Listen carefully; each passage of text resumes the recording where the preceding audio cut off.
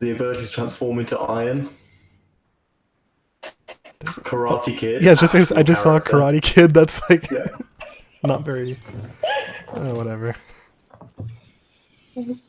I just dropped it in the group chat. I brought all my comic books down from the attic, and Pizza has found a good spot for her on them now.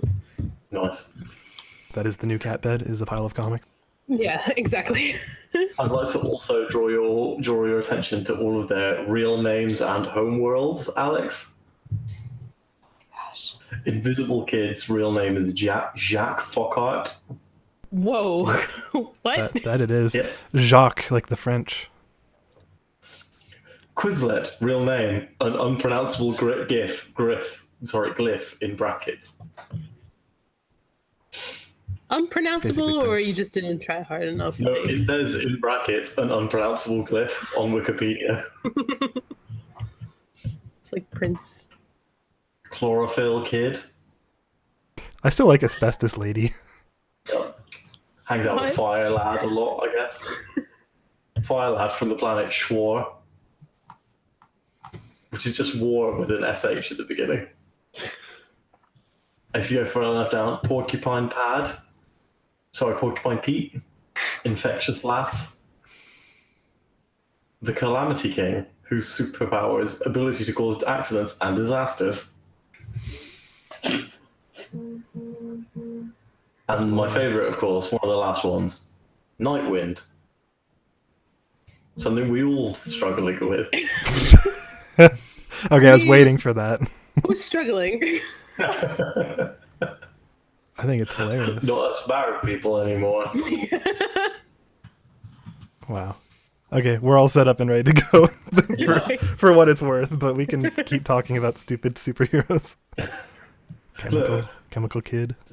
The Legion of Superheroes aren't stupid. Elastic Lad. Big fan.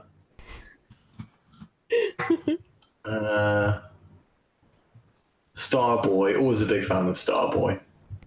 He had a very cool costume where it turned out that his costume was like this constantly shifting galaxy, and they find out when, like, after this big huge DC event, someone's like, wait a second, and they realize that his huge shifting galaxy is actually a real map of the multiverse, and wearing the costume has slowly turned him insane.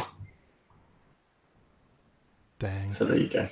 Dang. Karate Kid, Materia Lad. There's a lot of these coming back. Dang. Apparition. Anyway, oh my God. video games. Andre, did you use the term fixation with a Y in your post? Yes. That's great. That's excellent. That's beautiful. I'm proud of you. Okay. I thought I felt a cat. On brand. Totally on brand.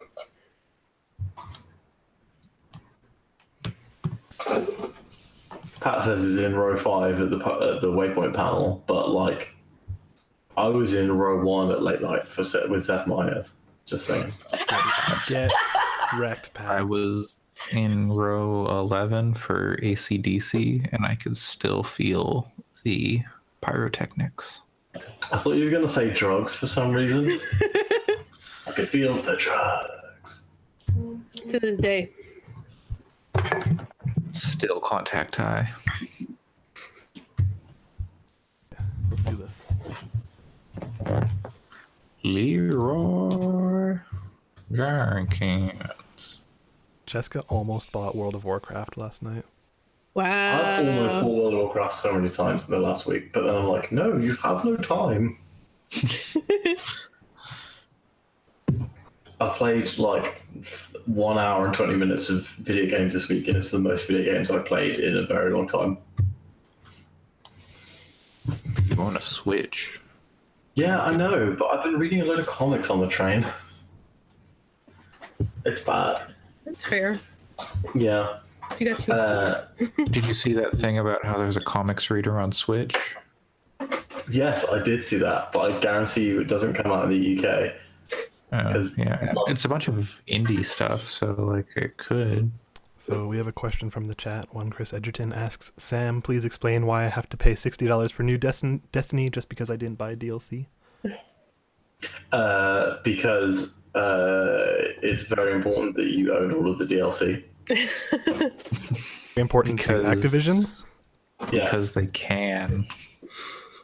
That's kind of the way with every big online live service game that you need to own the previous things. They only kind of stopped that with World of Warcraft like 2 years ago.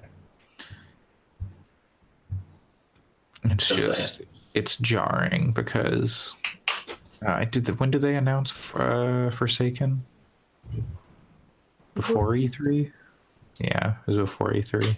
It's jarring because now EA and Ubisoft are like, oh yeah, our like persistent loot game as service thing doesn't have like paid DLC, at least for the first year. Yeah. I guess we're just podcasting now. Hello everyone, podcast. I think we have been for a while, technically. Yeah, we're really podcasting. It's episode 35. Thanks everyone for sticking with us for this long. Chris, the DLC wasn't worth buying. You're absolutely 100% right. Questions from the chat / sick burns on Bungie. No wait, who actually made it? It wasn't Bungie, was it? It was someone else. Vicarious Visions. Yeah, Vicarious Visions. Bungie chose to have them make the DLC, so sick burn on Bungie for choosing to have poor DLC made. The thing about fight in Warmind. There's some. I would say there's a very cool strike. Intro. Yeah, this is a bad intro. I'm going to talk about Destiny later, so maybe we want to hold off on that, or we could just talk about Destiny now. What a great segue. God, what's happening? Still a bad intro. Sam. Everybody's I don't know who anyone is. I don't know who anyone is. Who am I? No one knows what episode number it is. Is related to us dating us or Chris, so I'm sure they all recognize who we are. No. Okay, so I'm Sam. I'm back. I can only ever make one in every 8 billion podcasts now, to my detriment, not everyone else's, probably to the show's betterment. And we have Alex on the boards. I have never seen the movie White Chicks. All right, why is that? I don't know, just never saw it. What kind of a question is that? Why? Like, does he have something against it? Oh. I haven't seen the movie White Chicks, but I don't go around proclaiming it. No, I'm just not town criering my lack of white chicks. letting you know. Okay. Alison, have you seen the movie White Chicks? No, and I have not seen movie 43, the terrible sketch comedy with inexplicably famous people in it. What is that? I've actually seen movie 43, and it's bad. I've heard nothing but bad things, and I'm weirdly like interested in how bad it is with like so many famous people in it. It's extremely bad. Andre, have you seen White Chicks? No. I've seen Scary Movie 3 more times than anyone should. So once? Far more than once. Okay. How about you, Erica? I've seen White Chicks more than once. I think I've seen it once for everybody on this podcast, so there you go. But I kind of want to see it because it has Terry Crews. It's Terry got that Crews is the 1,000 miles best scene. character in that movie, so Terry Crews is the best character in most movies. that's fair. I don't know. At the time I liked it. I don't know if it holds up still, but at the time I liked it. Speaking of things that I liked at the time, Destiny 2 was my favorite game of 2017. How many hours did you get per pound? I would say, as you know, my metric is £3 per hour in terms of enjoyment. I feel that that's good value for money. And Destiny 2, I spent £90 on and got about 120 hours. So it worked out in the end. So I still haven't finished Warmind, the DLC, because I find the mission that I'm on extremely boring. Wait, does that 120 hours, £90? Isn't that not £3 per hour? Am I bad at math? It's way more than that. My camera froze, but don't Your worry camera about did it. freeze. Mhm. But it looks like you're very serious about it. Yeah. Wait, hold on. Does this math check out? I've This only been math? up for like 20 minutes. So if you... Sorry, I just saw the thumbnail preview of me, Erica, and Erica both doing Andre's thing. I just spit the drink I was drinking out across the room. Okay, guys, when I turn up, alright? I'm turned, ready, switched on. I'm here to talk about Destiny, the best game of 2017. Welcome to episode 35. The least professional podcast you listened to this week. Stop. Sorry, I'm making lots of video jokes that really play well on our audio show. For the audio version, Andre's stuck on his camera, touching his chin, and Sam keeps touching his chin in the exact same way. Why is it like this? When you said that, it looked like the face actually made sense to the voice. It's very introspective. Alex, I think I need a quick screenshot of Andre for that to be the album art this week. Oh, it is gone. Yeah, it's gone. Okay. That's so sad. I took a Alright, very we'll quick do that. screenshot, so I can Excellent. send it over. Thank you, everyone. And I'm gonna title this one the worst episode we've done yet. I think you need to title it the best episode we've done yet, because SEO. Destiny 2, I love that game. Cool. The game that came out last year in September was a fantastic game that I played 120 hours of. I All I'm loved it. saying is you need to play 270 hours to get your metric out of it. No, he doesn't want 3 Right. hours a pound. He wants 3 pounds an hour. That Yeah. doesn't make sense. I don't understand. So that means that if I play a game for 3 hours and it costs £9, that's good value for money. Destiny 2 is You have it backwards. Good retort. It's also free right now on Plus. Yeah, free right now on PlayStation Plus. If anyone wants to play Destiny, don't get at me because I'm extremely busy. But But also maybe get at you because maybe you find time to play anyway. Maybe I'll find time to play some Destiny. You know what I'm saying? I own it on PC and PS4, so I can get on ready to rumble. Is that account persistent or is it separate characters per? It is separate characters, which is why I've not played the PC version very much. Yeah. But it was fun to give it a shot.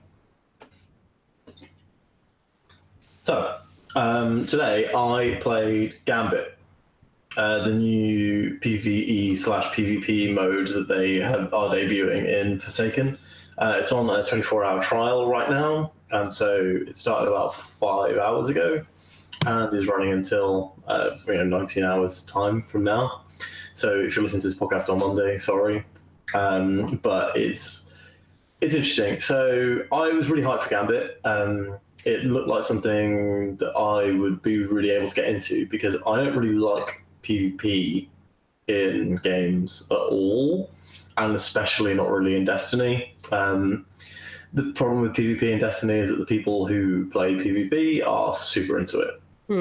So when you play Destiny, it's like playing a Call of Duty game 10 months after it's come out. The only people left are people who play that game and only that game.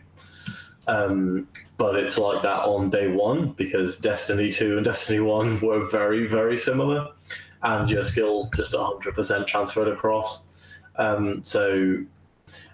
I think maybe the first month I was able to get decent kills in the Crucible, and then after that it just melted away to the point where, when I was playing Gambit today, and this is one of the reasons why I'm saying Gambit isn't what it's kind of put up for, in that they talk about it being this big, cool PvE mode that is kind of competitive.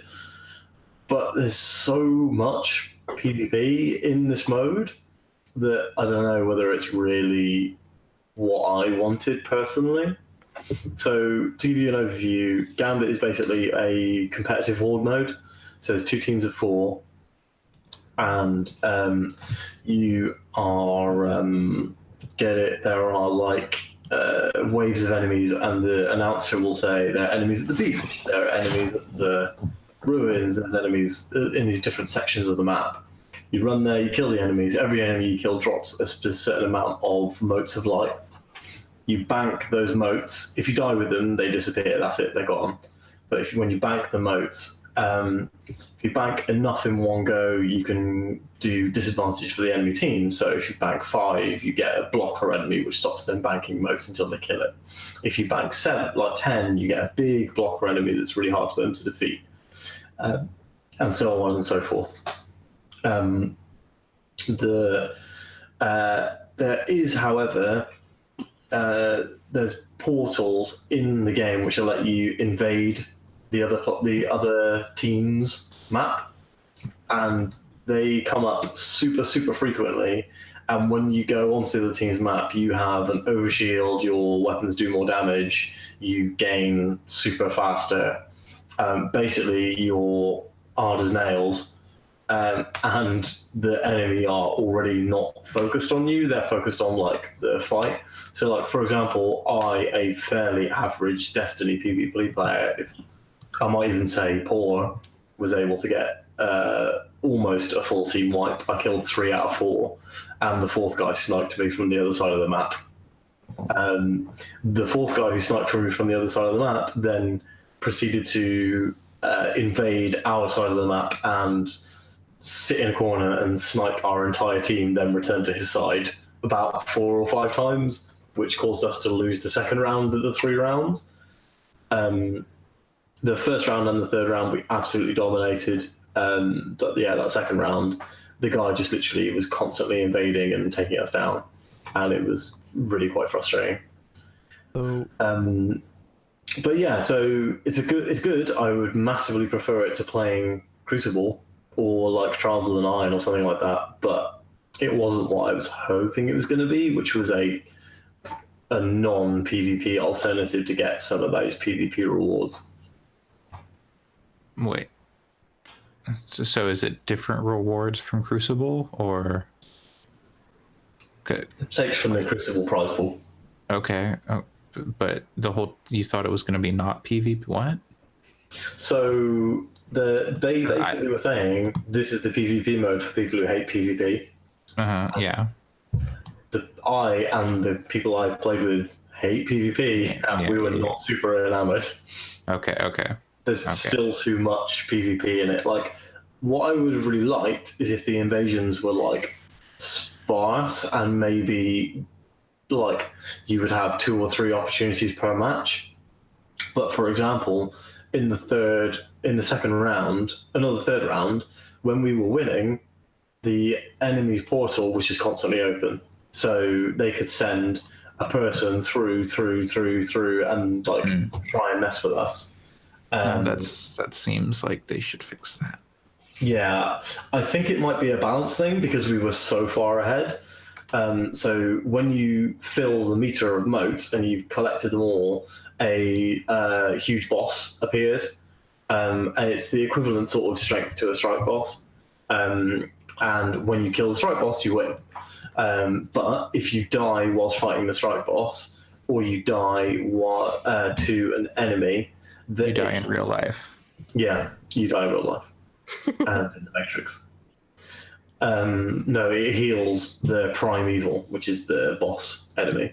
So it's super frustrating when you're getting constantly invaded, and even if they take 1 or 2 people out of your team of 4, and again they are souped up, you end up getting like, oh, okay, he's coming, he's healed our guy again, and like we had him down to maybe 10% health, and then 2 invasions later he was at 3/4 again. So it was kind of frustrating. So I have a question, just because like I have not played very much Destiny 2. I would say I have played roughly half an hour of Destiny 2. So you said Forsaken comes out for realsies on Monday or Tuesday? Tuesday. Okay. Tuesday. So if you have buddies that want to play this game, is it possible for one buddy to pick it up and everybody shares it, or does everyone have to own it? Everyone has to own it. Ugh. Yuck. Yeah, everyone has to own every piece of DLC to play Gambit and to play any new Forsaken stuff. Also, if you don't have all the DLC, you're usually locked out of certain options. I don't know whether that's going to be the case in Forsaken because I think it was super unpopular. But things like Nightfall and Nightfall Strike playlists, basically anything that you need PlayStation Plus for, they would usually block you from playing. Well, they did that with the first DLC on this one, and then people were like refunding the game. Like, well, if I don't own the DLC, I can't like get all the trophies. So they used that as an excuse to refund the game, and that worked for some people. But then Sony like caught on, and was like, no, we're not doing that anymore. But yeah, they got a lot of pushback, and then they reverted some of those choices on the first DLC. So yeah, I imagine if you don't own Forsaken, but you own the other DLC, you'll probably be fine. But also, they just brought in all those people with Plus. yeah. So at least for like the time being, I imagine that's like that stuff will be available. They just like added difficulty stuff, didn't, or like modifiers, optional modifiers or something. I don't know. They've really streamlined the interface as well. Like if you go into the director now, like it's way simpler and easier, and you don't have to go back to the tower to do a lot of stuff. Destiny 1 was a constantly evolving game that only got better, and Destiny 2 has had some pretty shitty year one content. I wouldn't say boring, but for a person who put 120 hours into a game that you could probably finish in about 30 and be done with, I have felt absolutely no need to go and finish Warmind off. I will have to finish it to play Forsaken, but I'm not in any kind of rush. Do you think Probably there'll about be 2 missions from the end. Do you think there will be a Destiny 3, or is it just going to be Destiny 2 for another 2 years or something? I think we have 2 years of Destiny, so I think that in 2020 we'll see Destiny 3, and it'll be cross-platform to whatever new system there is. One can only hope. Maybe. Sorry, Karen, Andrew. Oh, I was just thinking. I can't remember what the timeline on Destiny 1 was right now, but yeah, it was Destiny 1, Taken King September afterwards, Rise of Iron September after that, and then Destiny 2 September after that. Oh, right. That really bad DLC that no one wanted. The problem with Rise of Iron is they did the exact same thing that they've done here, that they farmed out a lot of it. They took the Taken King team off to build Destiny 2 and left the B team and Vicarious Visions to make the Rise of Iron. And it had a super cool storyline that I genuinely really liked. The enemies were cool. They put some new design work in, which they have not done a lot. No, that's, yeah. But it was like £20 and it was maybe 4 hours of new content. I think the biggest issue with Forsaken that I'm seeing is that there don't look to be new enemies, just like reskins of current enemies.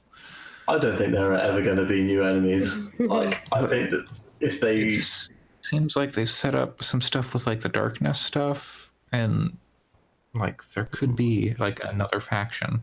There should be another faction, but yeah, I don't know. I feel like if there was going to be another faction, it would have been in Destiny 1, and but they will not Destiny 2, sorry, Destiny 1, sorry, Destiny 2 base game. Like, yeah, you would think, and then they didn't. The Red Legion should have not been fucking Cabal. It should have been a new enemy class. That would have been the smart choice to make. Andre, you said the darkness, and then I started thinking about that game, and I was just thinking, what if Starbreeze made Destiny? That would be really cool. What if the darkness, the band, made Destiny? I believe in a thing called The Fallen. I believe in a thing called Light. Just listen to the rhythm of my ghost. Oh my god. There's a chance we can make it now. We'll be Bolton till the Sparrow. So the Thrall go down. Yeah. Is this... Wow. Yeah, I believe in a thing called Light. And Cue Alex, the. That's the opening track to the Death Note musical now. I don't think you can truthfully call this the worst episode we've ever recorded. I think to do so would be a big lie. I don't know. We'll see. Well, if you do, I will definitely post multiple comments poking holes in your argument. Speaking of holes, How fucking rad would that have been if the Darkness had made a Destiny song instead of Paul fucking McCartney? no, don't you shit on Sir Paul. Fucking The Paul McCartney song is so bad that it's absolutely hilarious. And B, there was a secret jukebox in Destiny 1 that you could interact with, and it would play like 20-second segments from game music. And But what if it was a fucking song that ripped by the Darkness? Yeah, but like, I've just got hope for the future, I guess. Speaking Did of the holes, Darkness ever put anything else out? speaking of holes, Yeah, Donut County. So Hey. we played Donut County, I think. I I'm think gonna deliver a donut to Paul McCartney's house. I think all of us have played this except Sam, right? I haven't played it. Oh, well, So I was holding off because of the price, because I think that £10 for a 2-hour game is a little bit too much. But then it's on iPhone for like $3.99. iPhone? Yeah, Seems like a perfectly fine place to play it. Yeah, I had no it's idea. on it was on phones. iOS. So I would just make sure that you either have the sound on or have your headphones in, because the music is very delightful. Okay. Yep. I could fuck with that. yeah, No idea I it was on genuinely iOS. been tempted to pick it up. It's #1 game on the App Store this week, apparently. Oh, good for them. Which is So- good because there was that Is it hold down on? game, which is like, what the does that?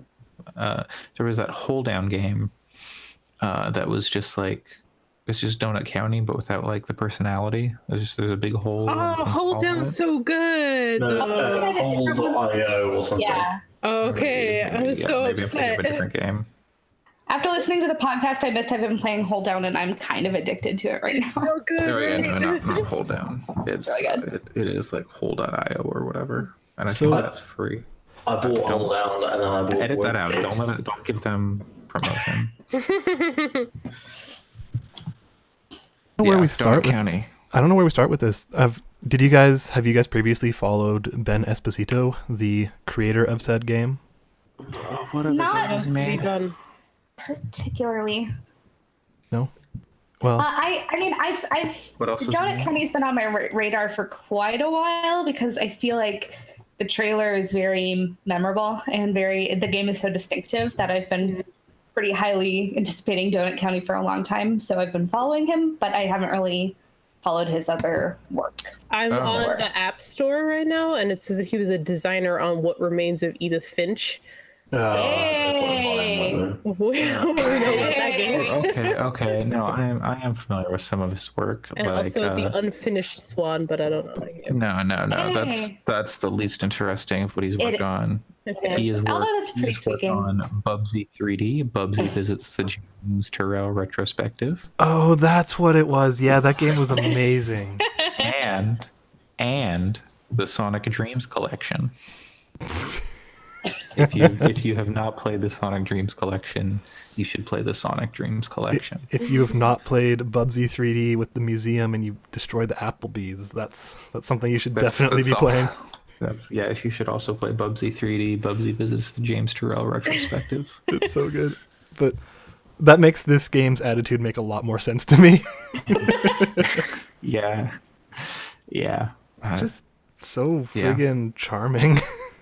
It's, I feel like people, I don't know, like charming is the best word for it because I feel like in all aspects of the gameplay, of the visual design, of the humor, of the music, it's like so charming from start to finish. yep. It's, sorry, go ahead, Andre.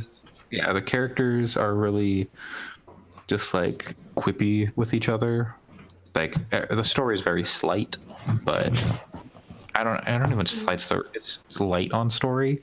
There is a story. It's just not like story driven. Really, it's just kind of an excuse for you to go around and do the mechanic which is silly enough that it just works, even though it's very simple. Yeah. So I'm And also like, to make some fun jokes too, because some of the humor really got me. Yeah, like some of like especially when you get into the Trashopedia. So like some of them they're just one-liners. Like I have a bunch of screenshots here because I thought they were so stupid that I love them. Like Do you have for the one example, about the lizard? yes, I like the one about the candle, which is a really bad version of the sun, but it tastes okay. Or there's a sprinkler. You put this in your house to keep things damp. Like it's just really random, but really it's like smart dumb, if that makes sense. Like yeah. yeah, There's it's so the good. one about there's like one about lizards where it's talking about like their sticky feet. It's like if I had sticky feet, I'd climb up on the ceiling and scream. Like, okay, Same. I've somehow been living in like a hole, and I've never. Hey. And I haven't heard anything about this game at all, so I don't even know what it's about. I'm looking at the art style, and it's intriguing to me, and I will probably download this after you guys sell it to me, but I don't know anything about it at all. So Erica, I have one question for you. Yes. Did you like Katamari? Oh my god, yes. Okay, you should play this game. Okay.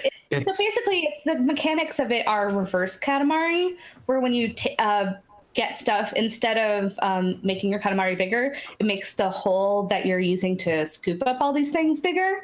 Okay. And there's some other mechanics in there as well, but that's kind of the core of it. And but it's also kind of, it's not as I feel like Katamari is a lot more intense because there's like a time limit and you want to make This this is big. just Yeah. This is just a chill experience. Yeah, every time I've dropped Katamari, it was just because like the time limit got to be a little too hectic for me. So that's good to know. This is really, really, really chill. Okay, good. Yes. Like, oh man, the music is so good. It's, You know it's, what doesn't need a Darkness reimagined song to be good is Donut County. Agreed. Like the music in between levels, so good. Or like when you finish a level, every time it came on, I danced. The quacking one? Is it maybe? I think it might be quacking. I can't remember. Yeah. I love that music. It just reminded me of Danganronpa. So I was like, hell yeah. And FYI, the soundtrack's all on Spotify and Google Music, and I totally sounds recommend good. listening to it. So it's very So good. good. Yeah, I think it's kind of telling that the only issue I've seen most people have with it is the length, which I get, but at the same time, I kind of like that it never really outstays its welcome. It would have been nice if it did a little like changed things up a little bit more. Yeah. Just because it is like you get the one extra mechanic, and then that's kind of, and like you use it in different ways, but they never really explore too much with that stuff. They kind of, they do a couple things, and then you use them and like towards the end of the game, and then that's it. But yeah, it would have been cool to see like more puzzly stuff. You're saying Donut 'Cause the- County 2 is going to be amazing. Yeah. It's got a message. Like it, this game it's poignant. It's pretty deep. Hey, Well, $5 on the App Store is not bad. It's 999 feet deep. 9,000. Over 9,000. 5,525,600. Oh no. But like but I mean, the main two characters in particular are really they're very fun, and their friendship is very nice to experience because it's just it feels genuine and and also funny and silly and all around very good. So it's it is reasonably short. So if you're thinking of picking it up, and you can expect about a 2-hour experience, but then you also have time to like go read the Trashopedia if you want. You could go back and do individual levels if you want after you finish it. So there's a little bit of like challenges and stuff associated with it, like do it without sucking up this one particular item, or and I have find I have the secret. Like I finished the game completely, and I have 9 out of 20 achievements, so there's still stuff I can go back and get finished. Yeah, cool. I mean, and you think like on a phone it'd be fine? Because like, Oh yeah, I I'd have a see computer some game. issues Very with simple. being on a phone. okay, it's like $5 on the App Store, so I could do that. I don't see why it wouldn't be. I feel like $5 for 2 hours I'm much more comfortable with. Yeah. If that makes sense. I'm willing to pay money for good games, but like, I don't know. I don't know. Sam might not like it since this guy worked on Edith Finch. Yeah, I mean, I did spend £15 on Edith Finch. And it's a great choice because that game is great. I wish I could have spent £15 on alcohol to forget I played Edith Finch. I know. I wasted my time so thoroughly. Oh, you can play the next game from Esposito. The creator of Edith Finch. Oh, one of them. No. Well, Yeah, I don't know about you guys, but I think that game is fantastic, and we'll be talking about it in a few months. Edith Finch. No, we've already done that. I'd rather go to hospital than play Edith Finch again. Speaking of which, somebody's been playing 2 Points Wait, Hospital. hold on. I just want to say, I think Donut County is related to one of Ben Esposito's early Twine games because he had a game called Brooklyn Trash King. Oh, That's what they interesting. call me.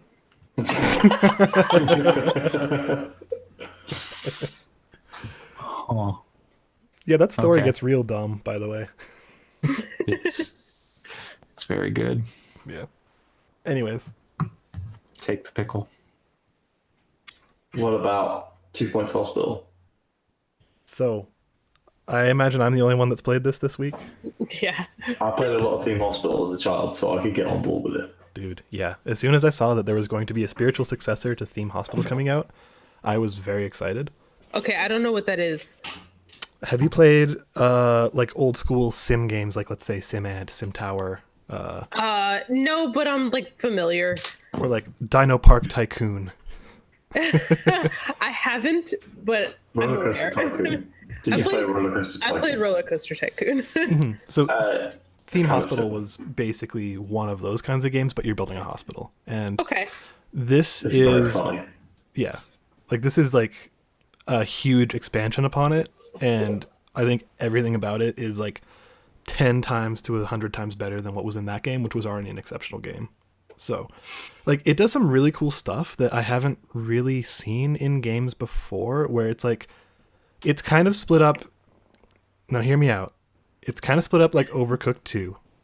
Okay. Just great. joking. So like you know how you have it's Overcooked 1 as well. I just wanted to see if it would get a rise out of you. But each level that you go to, you can get up to 3 stars on, and it's on that overworld map that you're kind of going between. It kind of has that, but think of each part that you're 3-starring as being like a different SimCity city, and it has challenges associated with it. And it's like, okay, you're to get 3 stars on this hospital that you're building in this area, you need to accomplish this, and this. So it's like a city. It's kind of like if Prison Architect had more direction. Like is how I would feel about it. Like because that was my biggest problem with Prison Architect is after a while it just felt kind of like I don't really know why I'm doing this. But this one there's always something to achieve for, and the coolest part is that on the same levels you can see how your friends are doing at any given time. So you can see like, oh, I'm making this much profit, or I'm curing this percentage of people. Like then you can look at your friends, and there's like a kind of a asynchronous leaderboard that's going on, and you can be like, oh, this is how they did. And like I think that's really cool, and like their Steam user icons show up all over the game and stuff like that, which I haven't really seen. I usually don't like leaderboards, but the way they implemented it here is really clever and really cool. Boys. But yeah, I don't have much to say other than I think it's probably the best one of these kinds of games that I've played, like even more so than like old school SimCity and stuff like that. Cool. Cool. Quick question, Alex. Did you ever play the campaign of Tropico 4? No, I did not. Okay, because I know that that campaign has like a lot more direction than a lot of city builders, which is something that I really liked. So I was just wondering if that was something that you could compare with. Yeah, no, my time with Tropico ended around Tropico 3, I think.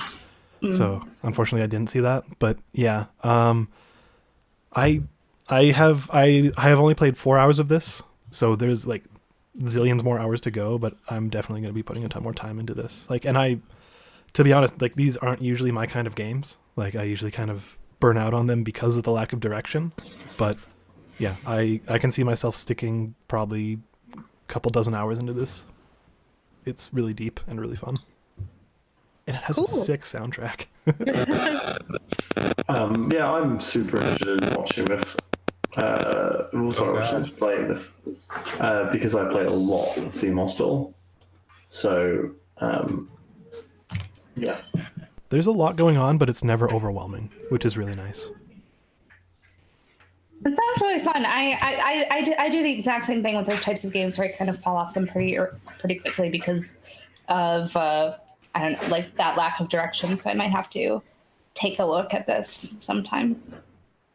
Yeah, I'm watching the feed right now, and the menus look nicer than I would expect for this type of game too. Like pretty. What is the best ailment you've seen so far?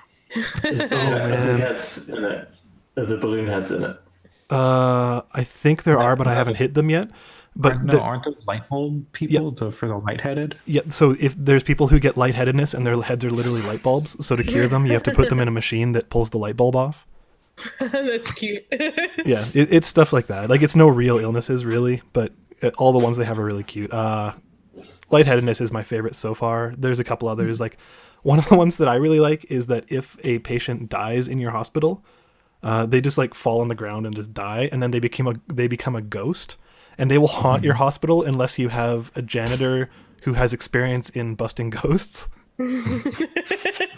So you have to make sure that you have janitors who have the special vacuum to get rid of ghosts. Otherwise, they will haunt your hospital. Okay, that's very good. It's really good. That is maybe the best thing I've heard about that game. The thing that makes me most want to play it.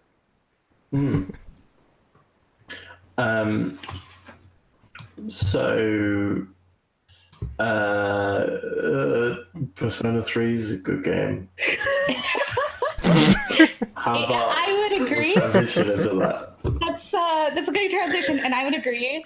So I've been playing. I mentioned this last week, but I've been playing Persona 3 Portable on my Vita, and I'm really, really, really enjoying it. Like I'm getting very into it. It's just the general loop of Persona games is really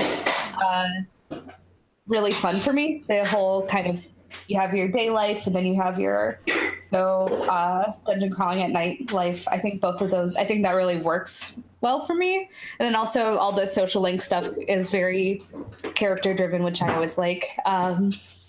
But like Persona 3 has been really fun. My goal right now is to finish finish Persona 3, 4, and 5 soon-ish. I don't know if I can this by the end of the year. Probably not, because those are long games. Yeah. But since I'm getting 90 hours across 5 months, I think, playing. Yeah, but since I'm getting the Persona dancing compilation, I'm like, I feel like I should actually play all the games that are involved with that before I play the dancing version. But yeah, this has been really fun.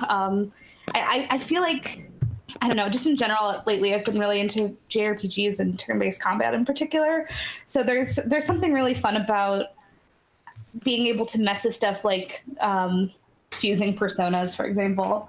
Like that's the type of thing where my whenever I play a game, I'm definitely the type of person that's going to sit in a menu forever and just kind of try to do new things with various items. Like when I played Borderlands, for example, I spent so much time organizing all my weapons. So it feels like better extension of that, where it's like, oh, should I mix and match these ones? And what about my social link? But I want to have this in my party so that I can go do this social link. So I feel like how all the things kind of work together is really fun.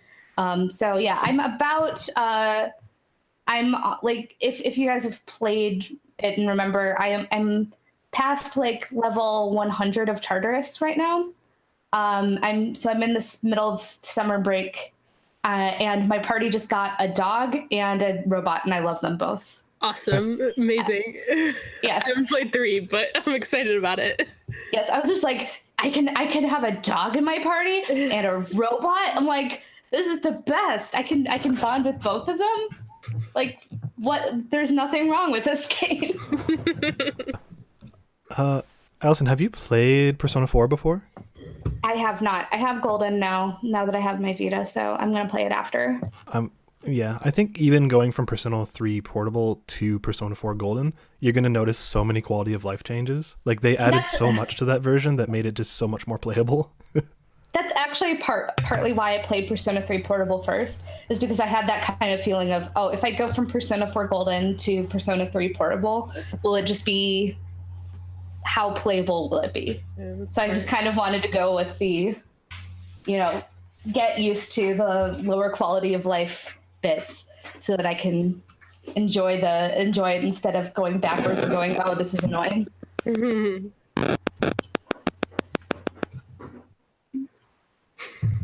Beautiful. I can tell Sam is talking, but nothing's happening, Sam. Sam? Rest in peace, our resident Sam. I'm gonna guess that all those digital farting noises we heard is the sound of his microphone dying. Yeah. So pour one out. Pour one out for Sam's microphone. R.I.P. I bet it's just the wire, but still. So Sam, you might just wanna just killed the mic. You might just wanna jump out of the chat and then pull that cable, plug it back in, and jump back into the chat, and maybe we'll have you back. Hopefully. Yeah. In the meantime, I'll say that I started a new job this week, and yeah, I thought you were gonna say a new board game because I can see it behind you. Yeah, I have a lot of board games I could talk about too. Xavier has bought a lot of board games in the last week or so. But what I was gonna say about my new job is that I went in and throughout the course of my first day, I essentially said, "Hey, I have a video game podcast," and the doctor I work under was like, "Oh, I got a Switch a couple months ago. I love it. My favorite game is Breath of the Wild." And I'm like, "Ooh, I hate that game." You were like, "Don't listen to our 2017 Game of the Year podcast." Yeah. He asked to see the top 10 list, and he's like, "How did it get that low?" He's so upset. That's really funny. He's right. I'm still upset about it. That's impressive, though, because I have not let anybody at work know about this podcast. It's a really relaxed environment, thankfully. She took him to the Pornhub. Oh no, I didn't say anything about that. Why not to our our Fursona site? Oh boy. Also, another game that got a really big update is Path of Exile. You should play it. It's really good. Anyways. Speaking of Exile, that's your Diablo 3 exists. Because it's better. That's your segue. Speaking of Exile, I don't know where this was going, Erica. I played Myst 3 Exile. Oh. What a great. Wait, was there anything else about Persona that we're psyched about? I mean, I just like it. So if you guys have anything else, I'm just excited about my friend the dog, who's great. Are you playing as a man or a woman? I'm playing as a woman, which has been... Who's your husbando? Husbando? I'm kind of going towards Akihiko. We'll see? ? I'm trying to I just try to up all whenever I get into these types of games, I try to just up all my social links everywhere and then kind of decide later. So I had heard in Persona 5 that there were essentially no negatives for dating all of the women because it doesn't actually affect the game until after you beat the final boss. So I dated all the women. It does affect, if you want to do a new game. So it might be after that, yeah. It's after the scene where you get caught is after you beat the final boss. And it's extremely funny to the point where I feel like anyone who didn't do that is playing the game wrong. I'll send you guys the clip because it's genuinely incredibly funny. I mean, I do that very with unclear. I do that like with Stardew Valley, where it's like I got to get everybody up to the max affection, and then I just have one person just kind of go over to. Yeah, that's what happened to Yeah. me in Persona 5 when I accidentally started dating Anne and then I was like, oh god, I need to reload that save. Although I've definitely had that happen in games where like you see that you're on that path and you go, "Oh no, I'm sorry. I like you as a friend," and you wish that there was a way that you could say, "I'm sorry, I like you as a friend." There was But a then you friend stop zone talking button. to that person. Yeah. Oh. I ended up choosing the like apparently second least popular waifu in Persona 5. So Who's you that? know, Yeah. You gotta tell us who that is. I think I can't remember her name now. I'm gonna have to double check. What was her thing? Was she Remember was she her the name? was she the shoji Wow. girl? Because shoji girl was the best. Oh no, she was not. Obviously, I dated her as well. The best the best girl in Persona 5 is Makoto. And I will Yeah, that's what pretty much everyone went for Makoto. She's got the best persona. the best. I don't know what to like I don't know what to tell you. She's the best. But shoji church girl was the best. She was supposed to be one of the party members. Yo, Anne just wants to eat. And like, you know who else just wants to eat? Chie, who is the real best girl. So like, miss me with that shit. So I picked Futaba. What? Ew. Oh, Gross. yeah. It's not gross. She's of age. No, not. Are any of them? She's of age. In the UK, She's like 2 years. She's like 14. No, She's not even. 16. She's not even in high school, is she? She is. She's 16 and you're 18 or 17 or 18. That's fine. Alright. Look, guys, leave me alone. I don't know. I think you're only crazy if you went for Haru. Haru was the only one that I couldn't get to date me in the amount of time that I had to spend with her.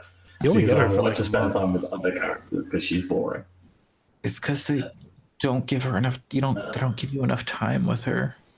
They give yeah. you her so late in the game. Yep. Yeah, Persona And 5 is then- pretty good. How about Myst Exile? Half an hour at most. What if they did a Myst game? What if they did a Myst game in the Persona universe? I'd play it. I'd play any Myst game, honestly. But if they did a Myst game with social links, Ooh, I'd be. you can I'd be into that. date that fucking lever. but you kind of need to up your social links before you can actually use the lever. That's the thing. Oh dang. Gotta get Anyway. your charisma up. Mystery Exile is a good game, but it's not the best Myst game for sure, which is still Riven.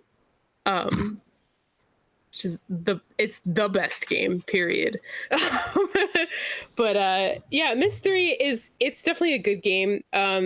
The kind of the story behind it is Atris, who is like the guy who writes all of these worlds. He writes the worlds by crafting them in a book, and then you can travel through them through like portals, and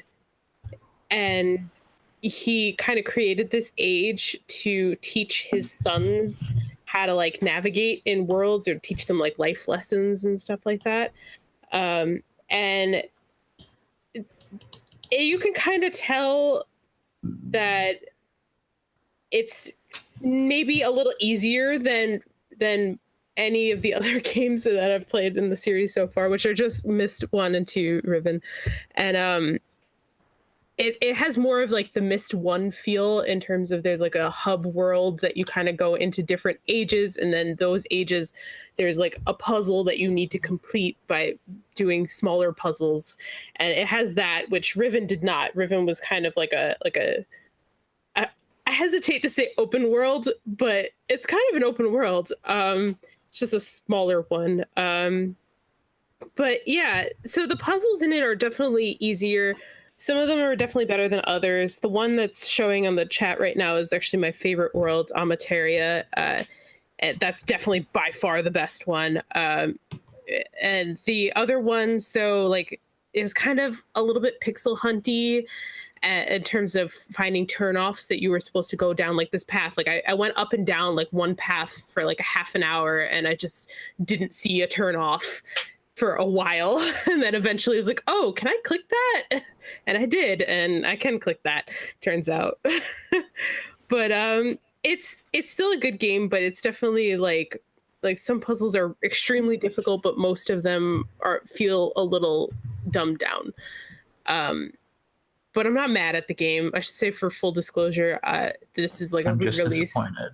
Yeah, I should say for full disclosure though that like it's re-released through Kickstarter, and I backed this Kickstarter at a pretty high tier because I love Myst a lot. But yeah, it was kind of nice because I've tried to play this game before a few times. I ended up loading my husband's computer up with viruses the first time I tried to play it because you can't get an installer for that. I had the discs. He bought me all the discs for all of the games, or 1 to 5, I should say, all of the regular games for my birthday one year. And so I tried to install it, and there's no installer anymore. So then I torrented it, and it was hella sketchy.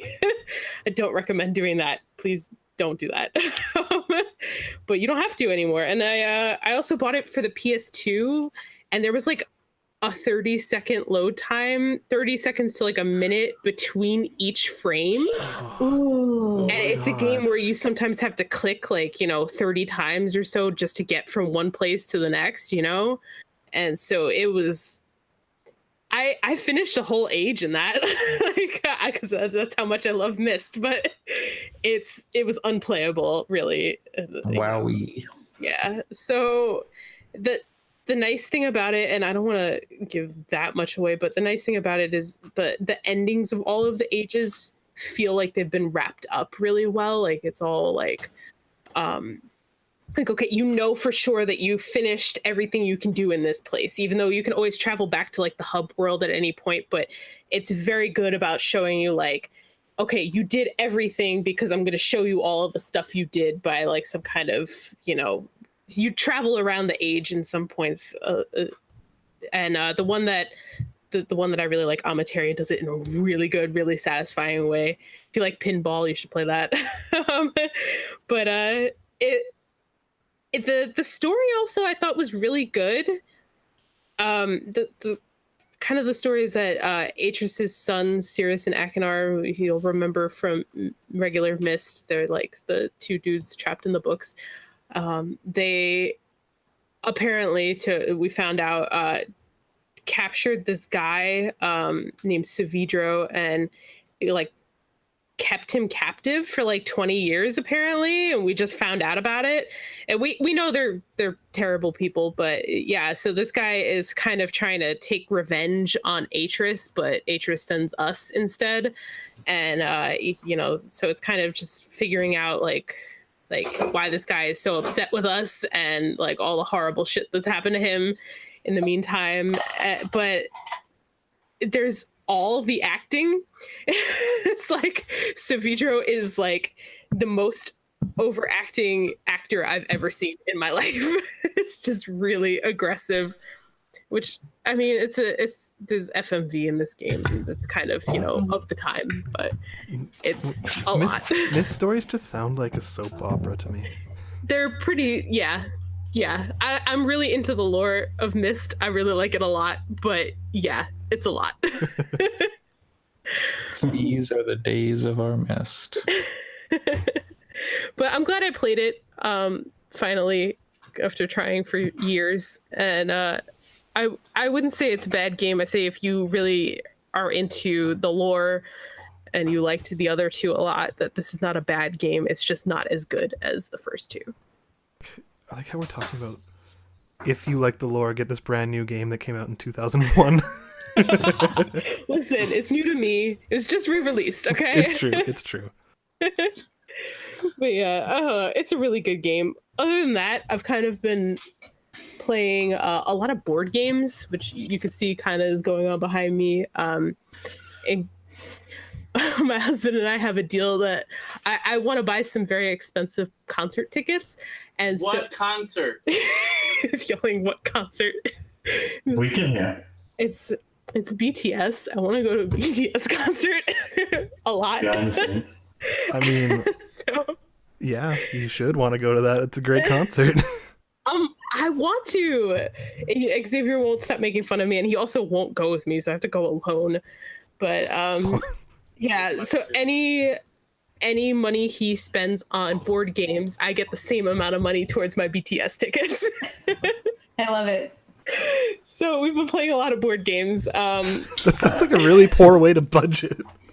Yeah. Let's just double down. Especially considering we just got back from a really long, really expensive vacation. I don't know. I'm employed again. But yeah, I don't know. We played a few games, some that are definitely better than others. I talked a little bit in our group chat about Arkham Horror, which I liked better the second time. The first time I got very frustrated just because there's like a lot to it. And I always say I don't want to play card games and I don't want to play games I need to read a ton on, and that's both. I've only played the board game version of Arkham Horror, but that game fucking rules. But yeah, the first time you play it is really rough. Is that? That's some beautiful, like, Atari 2600 explosion noises. That's like Commodore 64 loading screen music. Okay. Yeah, Arkham Horror, I don't know if it's a game that I'm ever going to love, but I get why people like it. It's just not really my type of game specifically. But I don't know. We also played, what was the game we played today, just now? Oh, Codenames Duet, which was cool. However, I've had a few drinks and that game's a lot harder if you've had a few drinks. Yeah, where you're just kind of trying to give people clues, and hopefully you can say a clue that will cover more than one word that's on the table. And it's like a simple game, but it's fun. OG Codenames is a fantastic board game. I've never played it. I'm like excited about it though. Like I don't know. We're real bad at it. We haven't won any rounds yet. It's like cooperative. We haven't won a single one yet. But I don't know. Hopefully we'll get there. And I don't know. We played Ticket to Ride, which I had played before already. And then Xavier is working on something called Dice Forge behind me, which I've never played before, but it looks super cool. Apparently you're leveling up your dice and you're like switching out faces on it. So I don't know. I'll get back to it on that. We also played Azul, which was really good and simple. Is there no Dana, only Azul? What? As a Ghostbusters reference. Okay, I didn't hear it at all. Was there Dana or is there only Azul? I went to multiple places that were in Ghostbusters while I was in New York. I love Ghostbusters. You should play that hospital game. Luigi's Speaking Mansion. of Ghostbusters. Oh, God. Yeah, it's coming out to 3DS later this year. Yeah, I don't know. That's all I've been playing. They already did a Luigi's Mansion game on 3DS. Why are they putting that on Switch? Yeah. So, obviously, rip in peace, Luigi. Rest in power. It's been a tough year. Took so much from us in Year of Luigi. He did. But, was that his fault or was it Reggie? It is Luigi's fault. Okay, moving on. Celeste, everyone likes that game. It's a really good game. People like, not things that people dislike, like Luigi. I played Celeste finally because I watched like the speed run of it from SGDQ. I watched like some real people do it, and I watched like the Tazbot one, which is the tool assisted speed run. And I was like, this game looks ridiculous and like it's really hard, and it is really hard, but like it's quick enough on like the reloads and stuff that it's not too annoying. But like I played it basically in 2 sittings, and my fingers really hurt afterwards. I can't That's even actually- imagine doing that. Yeah. Did you play it on Switch? No, I put it Oh. on PC because I did not want to play with the Joy-Cons because those are awful. Like Yeah, I was playing on like Hollow Knight and stuff. It's just so painful. After playing on Switch, like playing Celeste specifically on Switch, I had to take a break from controllers for like 2 days because my fingers were so sore. Yeah. No, I was playing on a PS4 controller on PC, and yeah, that game's good. Like the gameplay, I was like fine. I'm not like huge on platformers. They're like I can appreciate a good one, and Celeste is pretty good. But like the story was like connected with me, which I think is what kind of pulled me through all the way and kept me playing for like as much as I did. So, you know, pretty solid message. Nothing like, I don't think I'm as in love with it as the rest of you, but it's a solid game, and people should play it if they are into platformers. It's a very good game. Have you fucked around at all with any like the B-sides or the C-sides or anything? I have gone into the B side for the first level and like the hotel.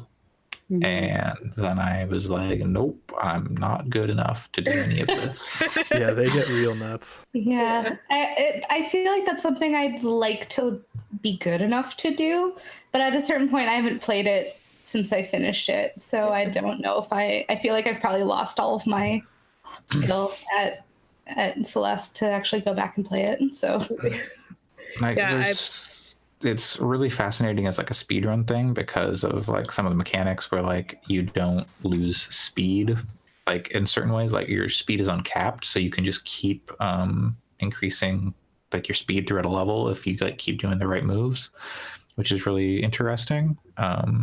But yeah, I don't know. Yeah, I've played through almost that whole game with assist mode on because that was like right after my thumb injury, and All right. like I could not possibly play that game otherwise, and I still felt it was enjoyable. It's just too hard for me. I think it would still be too hard for me even if without the my thumb issues, because it's just so quick and you really do have to be so on it to play. Yeah. And as I was saying, I also beat Guacamelee too. Like the more I thought about it, like the fact that some of its references, like the limbo stuff and whatnot, aren't really timely is actually, I think, in its favor because it doesn't feel like dated already, because they were like, oh, we're gonna put in like, I don't know, some what's a meme that's old but like only like a year old. I don't know. Like they didn't put in any like semi-recent, like if they had like blinking white guy memes or something, I'd be like, okay, you're like a little bit behind. But the fact that like the stuff they do have is like older stuff, and like they kind of lean to like, oh yeah, we know people hated this, but we're gonna mock the people who hated it so much because they're like, oh, it would have been a good game if it wasn't for all the fucking memes.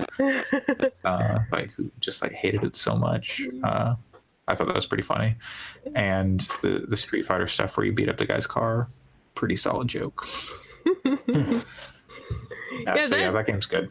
I always feel like I appreciate that more, like putting like older stuff so it doesn't date it as aggressively. Like It's the one like it seems like this game was made just immediately after Guacamelee 1 and then just like with everything in held between. back, just held back. You know, it's not even stuff in between really. It just seems like stuff that came out. It's like they could have made this game in whenever Guacamelee 1 came out, like 2010, 2011, 12. I don't even know when it came out. 2012 maybe, but yeah. Maybe. This game could have come out at like the exact same time. It's good though. But like if you've been playing a lot of Metroidvanias, I could see why you might want to step away from it right now because there's so many. there are so many. But they're good. So yeah. Are there new ones like that are on the slate that are notable? I can't really remember right now. I think Missionary, the Visionary. Missionary there's- what? Excuse you. There's a game that just came out, The Messenger, which I haven't tried yet, but I've heard nothing but good things about. Yeah, That's what I that's was more trying to say. Messenger. that's more like Ninja Gaiden-esque instead of Metroidvania. Apparently, halfway through, it turns into Metroidvania. Oh, really? Like, it Interesting. literally switches completely genre. If you look at like the new releases on Steam, like every other one is a Metroidvania. It's crazy. That's nuts. A lot of people really like Shadow Complex and just started developing it. It might be because I've been playing a bunch of Metroidvanias, so like the featured and recommended stuff is showing a lot of Metroidvanias. But it's like there's a ton of games I've never heard of showing up on here. Yeah, I think that at a certain point, like I've been playing a lot of Metroidvanias too, but there are also a lot of Metroidvanias coming out. Which isn't a bad thing, but Yeah, no, I like Metroidvanias a lot, so I can't really complain. The only complaint is that there's too many for me to really play right now. I thought I loved Metroidvanias, and it turned out that I just really, really like Shadow Complex. Because I don't think I've played another one, but I've loved it as much as I love that. That game's all right. I like Shadow Complex. I think I like Mark of the Ninja more. Kind of a different thing. That game, that game's also very good. The Shadow Complex is the only game that I think I've ever like fully, completely 100%ed without anything left to do. Because I did all the side challenges, got all the achievements, and did the optional fake achievements that they couldn't give you because they were only allowed 1,000 points. So like the one that's like completed in under an hour and things like that. So that was a good game. I've also played like 45 minutes of Siege or something, and then went because people were talking about it, like how good it was, and I did the tutorial on it. No, not for me. Which is, people What like about that game. it? That's cool. What about it specifically? I think it's just like the kind of like tactical shooting stuff. I'm not into that really. So like, would you say you're more into like Call of Duty versus Counter-Strike, like that kind of thing? Yeah, I'm really not into Counter-Strike stuff. So yeah, like just the like the slow, methodical nature. I prefer like a faster paced. And that, I like player in those battlegrounds. I think that's fun. But I don't know, just the Rainbow Six thing never really did it for me. It's cool, but it's not for me. I can see why people like it. I played so much Counter-Strike this week. I don't know why. Like original Counter-Strike or Counter-Strike Source, I should just put out like a free version of Counter-Strike Go. Oh, did they? I didn't actually see that. Is that game not free? No. No, it's not. But now there's like a free version. I don't know. I've only played Gun Game. It's all you need. That's fun. At some point. Yeah. Gun Game is amazing. Or Zombie Escape. I played on a Gun Game server that played Triple H's entrance music at the start of every game. I don't know why. Time to play the game. But yeah, they still do that. I was playing on a Gun Game server last night that still does that. Well, there you are. Good. So the Counter-Strike Go thing is there's a free offline version, so you can like play against bots, I guess. Huh. I guess if that's what you want to do. Yeah, so you can play against bots and watch professional matches in the client. Okay. That'd be a good way to test it out, much like how I wish there had been like a free version of Siege for me to test out and go for the tutorials. Go, I don't want to put in the time to get good at this. One other thing I forgot to mention actually earlier is I've been playing lots of Wordscapes. So Yeah. that's a very good game. Yeah, I'm that's only at like level 50 or something, but Yeah, I've been playing that too. It's so Level simple. But, 198. yeah, it's so simple, but it's just really a good game. Yeah. the fact that you can pay to remove ads basically sold me on the game. And that's all you really need. Other than that, it's just hints. Yeah. I also always and forever get the biggest word first, and then can never get any of the 3-letter or 4-letter words. Like, so frustrating. Does anyone have any final thoughts for the week? Because there's no quiz because I'm extremely tired. All in is tonight. Care about wrestling. Oh, is there a way that I can? Oh, I'll just watch it tomorrow. Yeah. It's gonna be too late for release. It's already midnight. Yeah. Oh, yeah. You care because the Arrow guy is there, right? Stephen Amell. Stephen Amell, right? That's him. Mr. Arrow. Mr. Yeah, Arrow. Mr. Arrow TV. As they called him. It's his first ever singles match. He's done the celebrity thing before, which is being a tag team and get to do 2 moves, and the other wrestler does all the work. Yeah. Yeah, but, you know, I mean, those 2 moves that he's done before, though, have always been solid. The dude's in really good shape. And is really athletic. He's in such good shape. Yeah. My favorite part ever was when he first got involved in WWE, and the guy comes up to him in the audience, and he just, in one single move, jumps from the floor into the ring, but he jumps over the ropes. Yeah. So he basically jumps flat-footed, floor into ring over the ropes. It's mental. It's like maybe a 5-foot vertical leap. Who did that? Stephen Amell. It's definitely on YouTube. They're fucking Kenny Omega versus Pentagon Jr.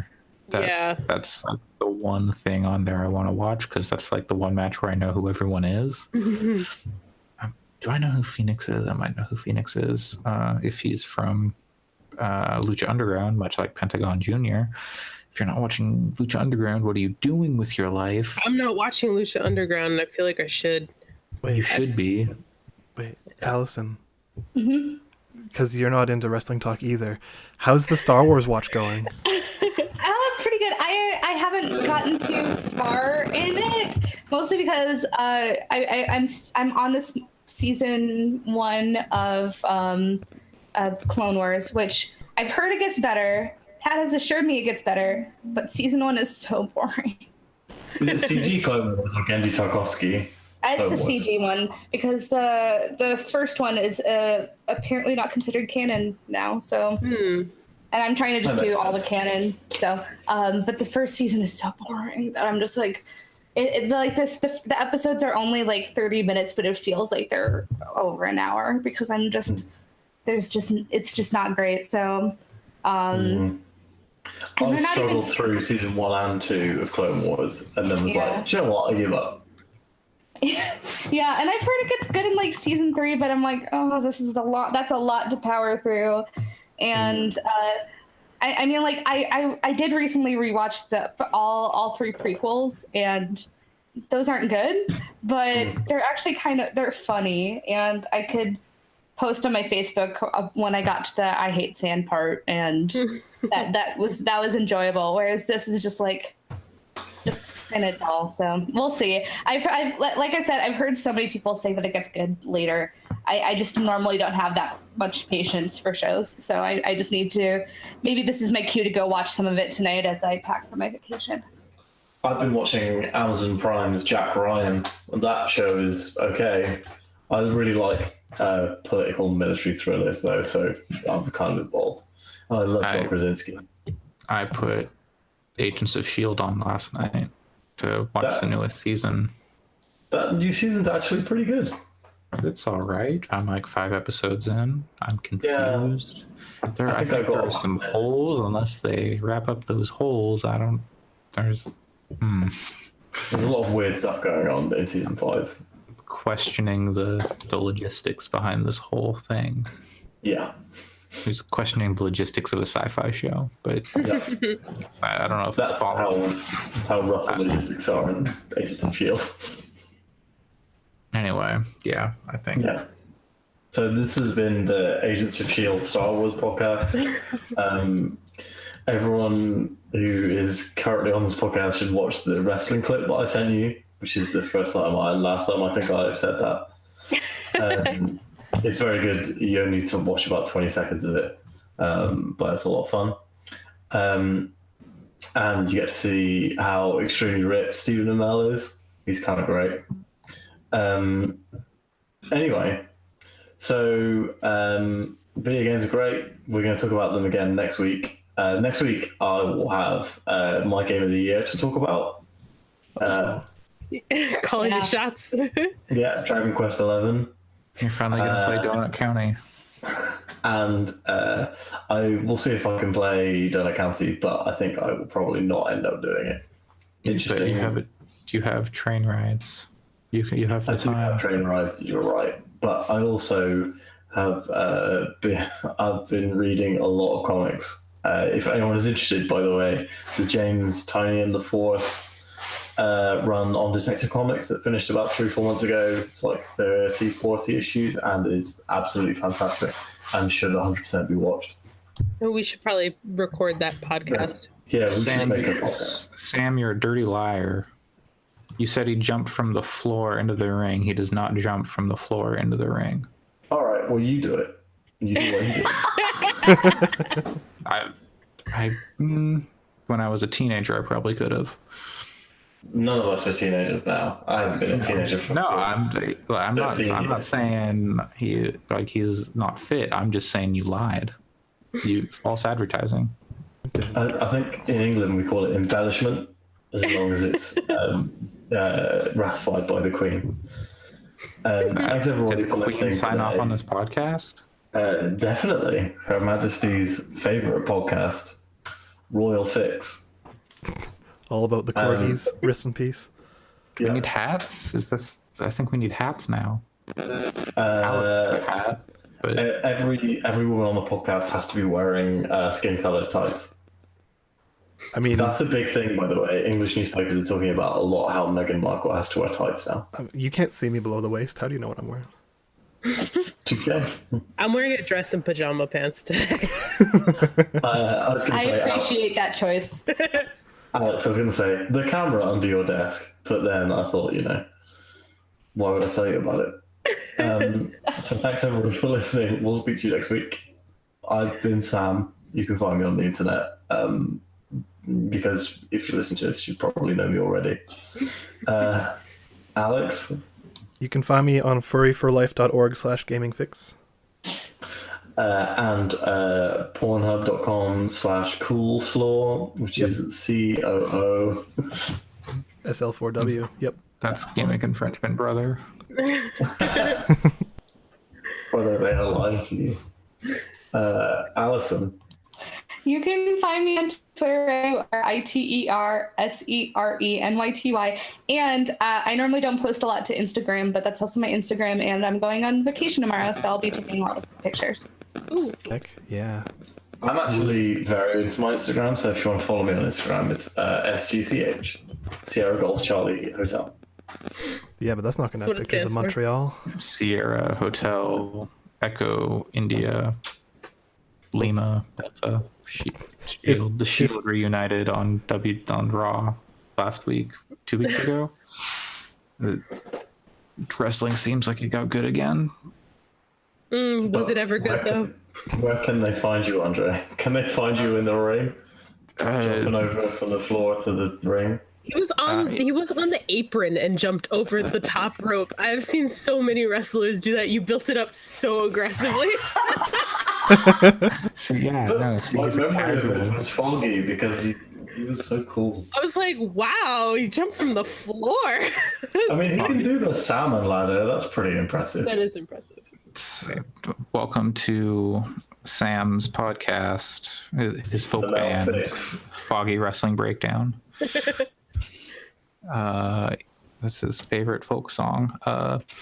You can find me on Twitter at coolslaw COOLSL4W or Instagram cray_dre CRAY_DRE. Excellent. And what about you, Erica? Where can everyone listen to your other excellent podcast? That's called Tempered Expectations. I think it's on SoundCloud too and iTunes. And it's been reposted on some weird sketchy stuff too. I don't know. But yeah, Xavier and I just recorded one Wait, recently. wait. Weird sketchy stuff. Is it on? Is it like is on the torrents the same place you got your Myst torrents or what? It's like there's some like coleslaw guy keeps reposting it. if you Google Tempered Expectations podcast, right, and you like look us up, right, we're not like the first thing that the first thing is iTunes for me, but then the next thing is Player FM, and there's like a bunch of like weird I don't know, secondary podcast sites that I guess are pulling from iTunes or something and are reposting our stuff. I don't know, but are we on there? maybe, I don't know. There's a good chance. It seems like they probably just scour for podcasts and put them up. But So yeah, remember everyone to like, comment, and subscribe. Rate us on iTunes. Like us on every social media that we're on. We're on a lot of them. And yeah, I think it's pretty much all we need to say here. Shit, we are on that site. we are. Yeah, I'm looking at it too. Sunday. Today it's on Sunday for me and Andre. Now, Sunday. You pay for the seat, but you only need the edge. Thanks everyone for listening, and we'll speak to you next week. Bye. Bye. Bye. Bye everyone.